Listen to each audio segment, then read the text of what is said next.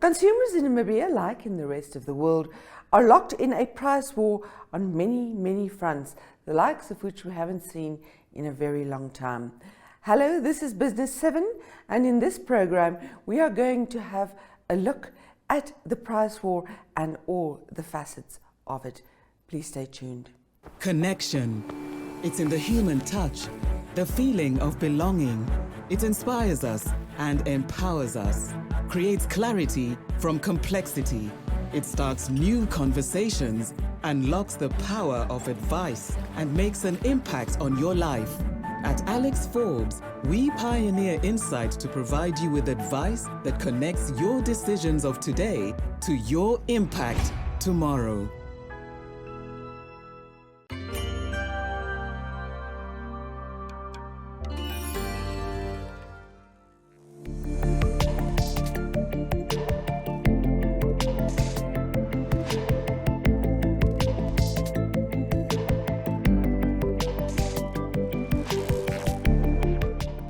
The war in Ukraine is being blamed for a lot of what is happening on the price increase front. But is it that simple? We spoke to Simone's Storm economist Theo Klein. No stranger to the Business 7 studio. Welcome, Theo Klein, economist from Simone's Storm. Theo, we've got you here to talk about the whole issue around global food prices and the entire debate around that. Now, a lot of the blame currently is put on the war between Russia and Ukraine, fueling this whole price increases when it comes to food. Are there any other contributing factors? Certainly, Jo Marie. I think just maybe one quick interesting thing that I read recently of Ukraine is that they have a significant amount of food stored in warehouses that is ready for exports, but they can't because Russia is blocking them in the Black Sea. And then also, obviously, a lot of infrastructure, roads, bridges, and so forth have been destroyed. So they are certainly still part of the problem, but there are many other reasons as well that have led to higher food prices globally. And this includes pork and beef prices have increased significantly. So now you have big countries such as Brazil and China that have decided to switch to chicken, which they see as a cheaper source of protein. So that has also increased chicken prices. In the US, we also know of bird flu or bird flu virus that has broken out, and that has also caused egg production from chickens to plummet. So, and also chicken meat, so that will also continue to support chicken prices, for example. We do also know that certain countries have actually banned the exports of certain food products because they want to maintain a certain level of stock of food for their own people, and instead of exporting this to other countries. And this includes India, Malaysia, and Indonesia, who are also very big food exporters globally. Then we also know that supply chains remain very expensive. So this is also, once again, the war in Ukraine that disrupts supply chains between Asia and Europe.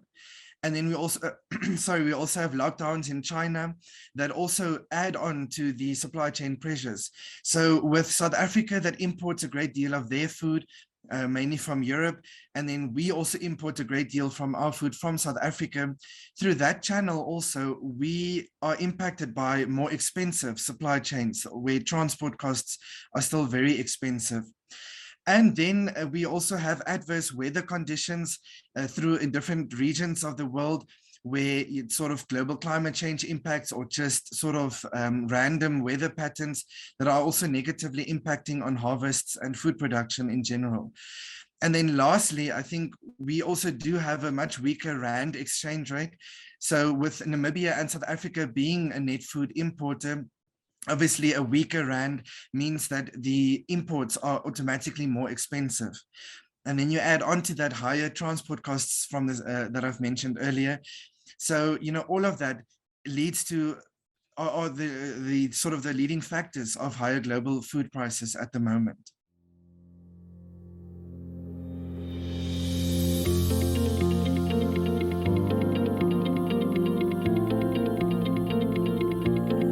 While Namibia and its cities are seen as one of the cleanest countries in Africa, plastic pollution is a big problem.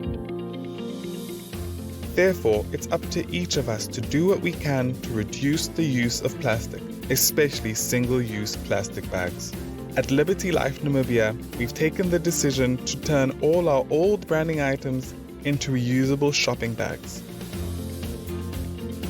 It's a way in which we can drive sustainability and look after our most important stakeholder, our environment.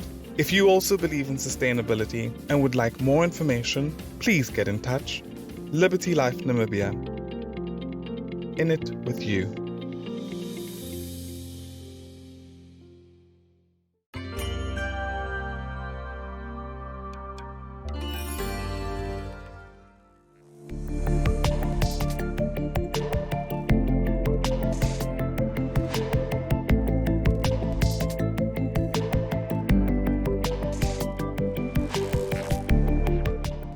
To which extent is Namibia a mere victim of what is happening internationally and what is driving up prices? And just how much more can the consumer locally take? Theo Klein, the economist from Simone Storm, joins us again. In this whole issue, Theo, is Namibia a mere victim of international developments, or is there anything that we can do to mitigate the situation? Yes. I don't know, Jomari. In my opinion, I don't think there is much for Namibia to do. You know, even if Namibia was in a position where we produced all of our food that we consume, we would still likely see an increase in food prices locally. And that is because Namibia remains a net importer of fertilizers and animal feed. And we've seen the prices of these raw materials also increasing double-digit globally in US dollar terms. So, you know, farmers still make use of I actually spoke to a farmer outside Otjiwarongo a few weeks ago, and he said the fertilizers that he has to buy for his farm has gone up by over 400% in price. So, you know, our local farmers would have in any case had to increase food prices to cover these higher costs. The other thing is farmers also use diesel to a great extent because of for generators to supply them with electricity. And also tractors that are used in planting or harvesting of their crops and so forth. So diesel also remains an important input cost for farmers. And I mean, you know, we all know that diesel prices have increased significantly over the last 12 months or since last year. So, you know, because of that higher input costs, we would have in any case seen higher food prices domestically. But obviously we are not in a position where we produce all the food that we consume. So a lot of it still comes from South Africa, who in turn also gets a lot of that from Europe. So ultimately we are vulnerable to what happens to food prices globally. And, you know, with the exchange rate, obviously we are only at the mercy of what happens to that as well, and global food prices. Theo, it's not as if the consumer came into this whole mess strong and fit. We were already absolutely, you know, downtrodden. How much more pressure can the consumer take, and what are the likely outcomes if the situation worsens significantly? Yeah. We do see improvements in economic activity in certain industries, such as mining, agriculture, the ICT sector, financial services, tourism. You know, with we see improvements in the vehicle sales data. So sort of from a retail perspective in the automotive industry, we see improvements. We also see improvements in property sales in the property market, especially at the coast. So there's definitely some sort of improvement in overall economic activity, Jomari, but unfortunately, it's not enough to create the jobs that we need to create in order to significantly reduce our unemployment levels and put certain people in a better financial position so that they are able to handle these high prices. So you know, it's interesting. In the last couple of weeks, if I just look at various newspapers, I continuously see more protests taking place in different towns across the Namibia. I also see, I mean, you know, the most important one, I guess, is the attempt to close down Chinatown in Windhoek. I think these are all signs of the frustration that in our society that is starting to stick its neck out. So the problem is we already had high levels of unemployment before the pandemic, as you rightfully mentioned. So, you know, it's just gotten a lot worse. So we really need to see economic growth rates or GDP growth rates between 5 and 6% if we really want to create the jobs that our society needs. And we are very far from that. I mean, last year, according to the preliminary numbers, our economy grew 2.4%. And if you take out the data revisions, our economy only grew 0.1%, which was a lot closer to our forecast of minus 0.3. But anyhow, the point is we are not creating the jobs that we need. So we are in a situation where we have high levels of unemployment and rising food prices. And that combination has typically led to major social uprisings and revolutions in other countries in the past. Now, Namibians are known to be a lot more passive. I'm no sociologist, but at least that's how I understand it. So, you know, our risk of seeing a revolution might not be that high, or the probability thereof might not be so high. But I definitely expect, you know, to see more growing signs of social unrest.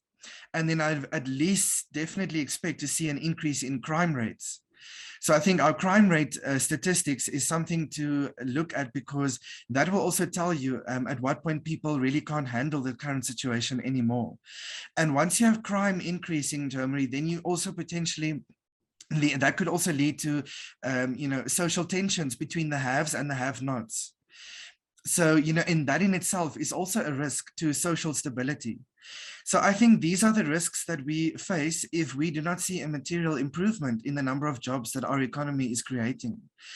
And I don't know, I would, a lot of other economists might disagree with me, but I would probably say to at least provide some sort of relief in the very short term, government could look at introducing some sort of basic income grant, especially for those who lost their jobs as a result of the lockdown. And you know, in that would at least put some food on the table for some households. But I also do believe that this basic income grant should be a temporary solution. You also don't want to create a culture of laziness or dependency. So it's definitely only a short-term solution, but then you really need to put structural reforms in place, create a pro-business environment, deregulate where necessary, and allow so that you can allow the private sector to really lead a meaningful economic recovery, to create the jobs in, over the medium to long term that we need. Connection.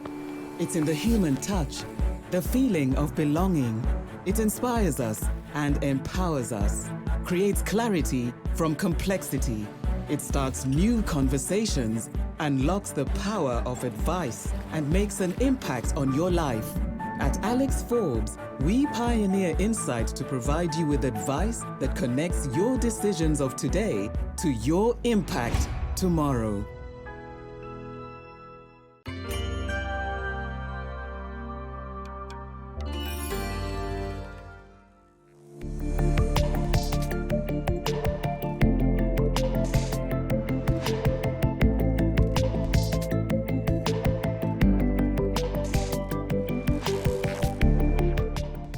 How does the rest of the year look? Theo Klein from Simone Storm gives his impression. In terms of your forecasts model, what do you expect for the rest of the year in terms of food prices, inflation, fuel costs, exchange rates, interest rates, etc.? Okay. I think food prices definitely to remain on an increasing trend, Jo Marie. I think the war in Ukraine doesn't seem to, there's no end in sight at the moment. Supply chain disruptions are likely to remain in place at least until in mid next year, or that's at least our expectation. So all of that will keep global food prices elevated. So I think for us, we continue to import a great deal of our food. It's definitely on an upward trend. Our official inflation statistics show that food price inflation is averaging between 5 and 6%. But I think, Germany, that, something between 15 and 20% is more realistic.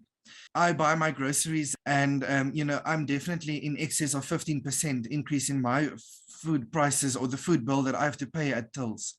So, I think we are definitely closer to 20% for our food price inflation. And with regards to fuel, I think we do expect a weaker rand going forward. And that's mainly because your interest rate differential between the US and South Africa is narrowing. In other words, the Federal Reserve is hiking their interest rates a lot more aggressively than initially anticipated. And, that's what that means is that foreign investors might not see the need to keep their savings in a country like South Africa, which they deem slightly higher risk as the US. So if interest rates are improving in the US, they might withdraw their money from South Africa and rather invest it there, which they deem lower risk. And that's what's leading primarily to a weaker rand. So if we, and that's why we expect a weaker rand going forward. Probably in excess of 16 against the US dollar. Our forecast for the second quarter this year is at 15.85 to average against the US dollar. But I think going forward, we're probably looking at in excess of 16 against the US dollar. And that will all depend on whether the interest rate hikes in the US continue to outpace that of South Africa. And that's also why we still are fairly aggressive, Germany, with our interest rate hike projection for the rest of this year. Inflation is driven by supply side factors, which interest rates can do nothing to influence or limit. So, but how our rationale is that, you want to increase interest rates to try and attract foreign capital, or at least keep foreign capital or foreign savings within your country, so that it to some extent limits foreign capital outflows, which will lead to a weaker exchange rate. So that's why we still see another 100 basis points hike in the repo rate, both in South Africa and Namibia for the rest of this year.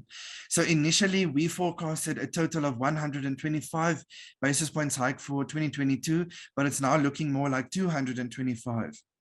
That will then, if that materializes, that will push the repo rate to about 5.75% in Namibia. And then your prime rate in Namibia will increase from 8% currently to 9.5% by the end of this year. And like I said, the main rationale there is to try and limit rand weakness, because remember, for countries like South Africa and Namibia who have a very high import requirement, a weaker rand is inflationary, and it will lead to higher inflation. So if you try and limit rand weakness, you indirectly try and limit inflation. And that's sort of our rationale for that. And then with regards to fuel prices, Germany, because the Northern Hemisphere is now going into their summer season, we do expect global or international travel to increase, and that will then will provide upward pressure on global oil prices. And then because we expect a weaker rand, that combination will then likely lead to higher fuel prices in Namibia going forward. And I think another big risk for us in Namibia, Germany, is the fact that if China removes their lockdown restrictions and their transport services and factories resume to normal levels or normal operations, then we can easily expect a major surge in global oil prices, together with a weak rand that we see going forward in the next couple of months. That will sort of provide a second oil price shock globally, and then obviously higher petrol or fuel prices for Namibians. Initially, we forecasted fuel prices between 23 and 25 Namibian dollars per liter. And we definitely see that forecast being materialized by July or August. And, if we continue to see a further rise in global oil prices, and if China removes their lockdown restrictions, and if we see a weaker rand, then we could probably be much closer to about 28 to 30 Namibian dollars per liter for fuel prices locally. And then I also just think that thing that a lot of people might forget is that the temporary reduction in levies in Namibia is expiring in July. So if our government doesn't decide to extend the levy reduction, then we are definitely going to see probably between a $2 or $3 Namibian dollar per liter increase in fuel prices as early as July. And we are already at $20 per liter for petrol, 21 for diesel.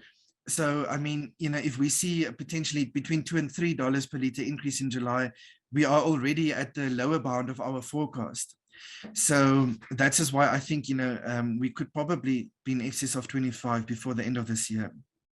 Theo, thank you very much for, a mouthful, a lot to think about, quite a bit to be scared of. We appreciate your insights. Thank you very much. Thanks for having me, Jo-Marie.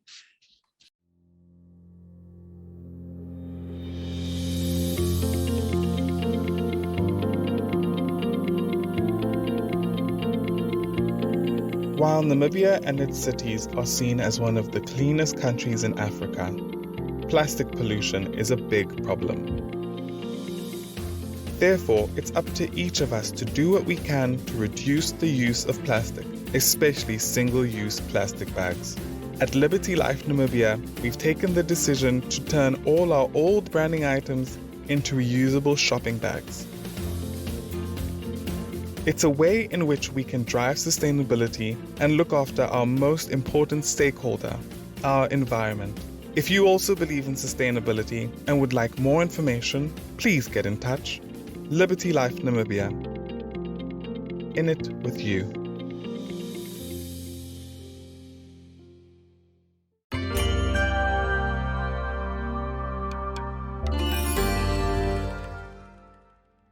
Thank you for joining Business 7. We will see you again next week, same time, same place. Until then, stay safe.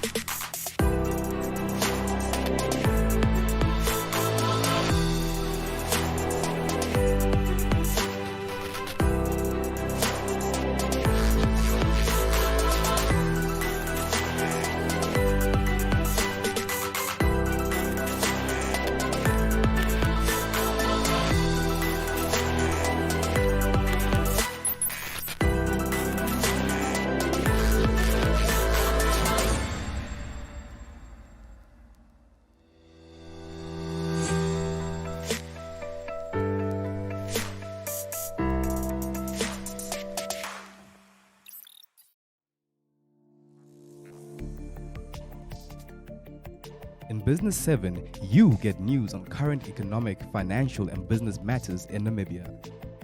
The weekly show features interviews with experts and in-depth analysis of burning issues in a way that caters for ordinary Namibians and business connoisseurs alike. We crunch the numbers that matter, decipher statistics that shape Namibian lives, discuss smart money, and explore the impact of global developments locally. Money makes the world go round, so catch us on NTV, OneUp2.com, and the Facebook platforms of the Namibian Sun, Republikane, Algemeine Zeitung, and Namibia Media Holdings. For news-related or advertising queries, please contact B7 at synergy.com.na.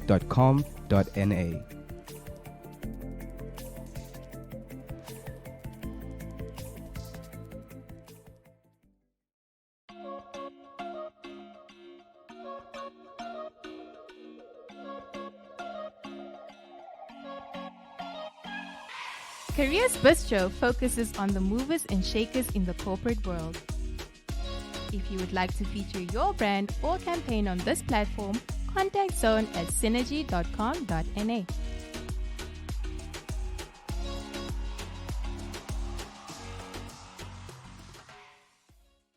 Three, two, one. We Talk brings you community news that lies at the heart of Windhoek residents. If If you would like to feature your brand or campaign on this platform, contact wetalk@synergy.com.na.